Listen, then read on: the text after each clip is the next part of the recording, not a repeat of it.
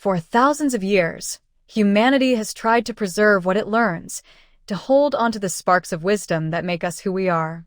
But once, there was a place where all the world's knowledge gathered in one magnificent city. A place of scholars, scrolls, and ideas that burned brighter than the sun itself. The Library of Alexandria. Imagine marble corridors bathed in sunlight, with shelves upon shelves of papyrus scrolls stretching farther than the eye could see. Philosophers debated in open courtyards. Scientists studied the stars through polished bronze instruments. And poets whispered verses that would echo through eternity. Alexandria was not just a city, it was the mind of the ancient world made visible. The story begins around 300 BC, after the death of Alexander the Great. His empire had shattered, but his dream lived on, a world united through knowledge and culture. One of his generals, Ptolemy Soter, took control of Egypt and built a new capital on the Mediterranean coast. Alexandria. Ptolemy envisioned a city of intellect and enlightenment, a place that would gather all the wisdom of humanity. Under his rule and that of his son, Ptolemy II, the Library of Alexandria was born. It stood within the royal district, near the Great Harbor and the towering Pharos Lighthouse, one of the 7 wonders of the ancient world. The library was more than a building. It was part of the Great Museum, or House of the Muses, a complex of lecture halls, observatories, gardens, and laboratories. Scholars who came there lived in residence, paid by the king, free from taxes and worldly distractions. Their only task was to learn, to teach, and to uncover truth. The library's collection was said to hold between 400,000 and 700,000 scrolls.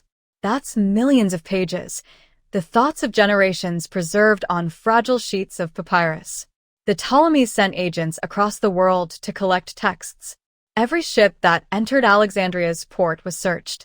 If it carried scrolls, they were seized, copied by scribes, and returned, sometimes the copy, sometimes not. The ambition was astonishing, to collect every book in existence. Works from Greece, Egypt, India, Persia, Babylon, and beyond. Philosophical dialogues, scientific treatises, histories, poems, and maps. The Library of Alexandria became a mirror of the known world. Here, Euclid wrote the elements, the foundation of geometry that students still study today. Archimedes corresponded with scholars there about levers, pulleys, and the laws of buoyancy. Eratosthenes, the chief librarian, measured the circumference of the earth using only shadows, math, and logic, and came remarkably close to the truth. Herophilus dissected the human body and mapped the nervous system. Callimachus created the first library catalog in history, a record of all scrolls and authors. The library's purpose was not only to preserve knowledge, but to expand it. It was the birthplace of research as we know it, where observation, experiment, and reason replaced myth and superstition. For a time, it seemed humanity had reached a new dawn. But no empire lasts forever.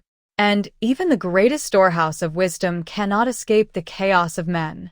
In 48 BC, Julius Caesar arrived in Alexandria in pursuit of his rival Pompey. Political intrigue soon turned into war. To cut off the Egyptian fleet, Caesar ordered the ships in the harbor to be burned.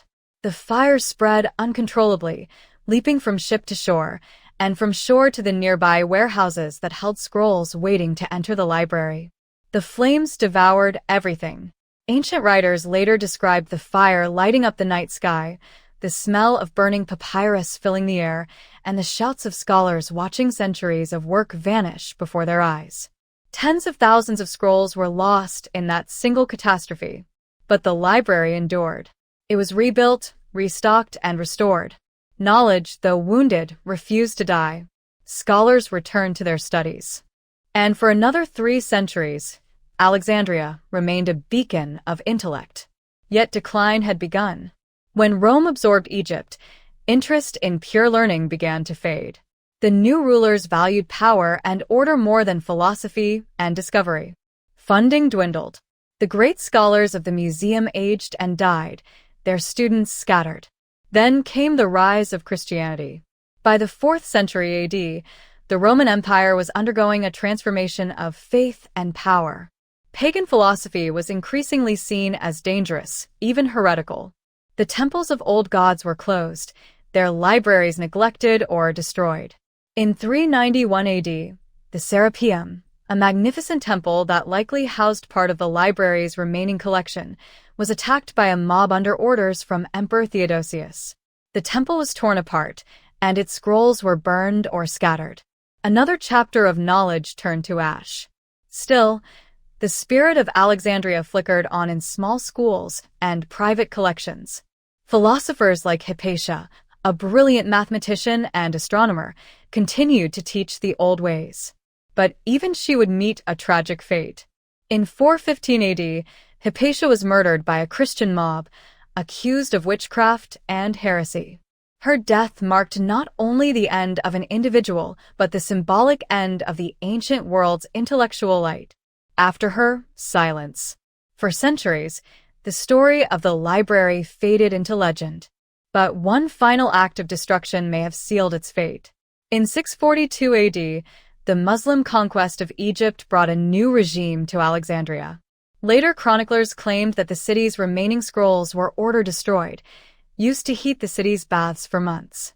Most historians believe this tale was exaggerated or invented centuries later, but the symbolism is haunting. Whether by neglect, fire, or fanaticism, the world's greatest library was gone. What humanity lost cannot be measured. Entire works of literature vanished.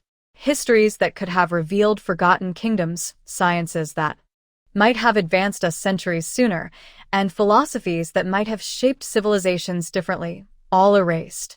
We know that the works of the historian Berossus, who wrote the history of Babylon, were lost. The plays of Aeschylus and Sophocles, many gone forever. The complete treatises of Democritus, who theorized about atoms more than 2,000 years before modern physics, vanished. The original manuscripts of Aristotle and countless others simply ceased to exist. It's said that only 10% of classical Greek literature survives today. The rest, 90%, may have once lived in the halls of Alexandria. The destruction of the library wasn't just the loss of scrolls. It was the loss of continuity, the thread that connects one age of discovery to the next. Knowledge that might have fueled the Renaissance 1,000 years earlier disappeared into smoke and dust. And yet, the dream of Alexandria never truly died. Its spirit survived in Baghdad's House of Wisdom, in the great libraries of Cordoba, in the universities of Europe, and in every scholar who ever opened a book and wondered. Because Alexandria was never only about papyrus and ink. It was about what those things represented: curiosity, reason, and the belief that truth could be found through study. Today, when we look at modern libraries, universities, and digital archives, we see echoes of that dream. The internet itself, the world's vast, interconnected web of information, is in many ways the Library of Alexandria reborn. But the tragedy of its fall still whispers a warning that knowledge is fragile, that books burn more easily than they are written, that progress can vanish in a single spark. Imagine for a moment if the library had survived, if its scrolls had been copied and shared, spreading through the centuries. If the works of lost scientists had guided the medieval world instead of superstition, perhaps we might have reached the age of flight, electricity, or even space.